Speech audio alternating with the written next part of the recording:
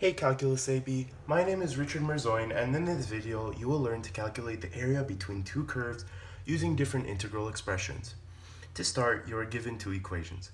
For this example, these are y equals 4 rad x and y equals 1/2 x squared. To determine exactly how much area you're trying to find, or in other words, to find the bounds of your integrals, set both equations equal to each other and find where they intersect.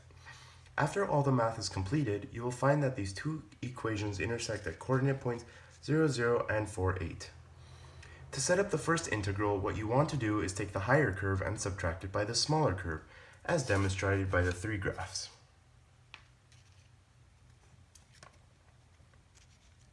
This will leave you with the area in between both curves, which is what you're looking for.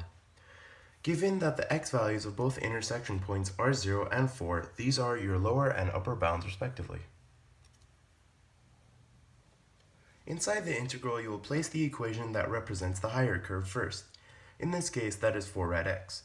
Next, subtract this by the lower curve, which is 1/2 x squared. Your final answer will be the integral from 0 to 4 of 4 rad x minus 1/2 x squared dx. Keep in mind, however, that although it is not present here, the subtraction will apply to all parts of the second equation of the lower curve, not only the first term. For the second integral, you will need to solve both equations for y rather than x, as we are now viewing the graphs from the side. After solving, you should be left with 1/16y squared equals x and radical 2y equals x. Whether or not the curve is on the negative or positive side does not matter, seeing as the area under the curve remains positive either way. As we view the curves from this perspective, the lower and upper bounds change. In this case, the bounds will be from 0 to 8, as shown here.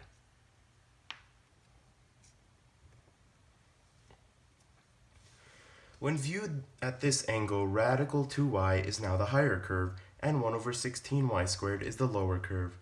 After completing the same steps as done before, subtracting the lower curve from the higher curve, you will be left with the integral from 0 to 8 of radical 2y minus 1/16y squared dy. And that's all there is. I hope that this has been helpful, and I'll see you in the next video.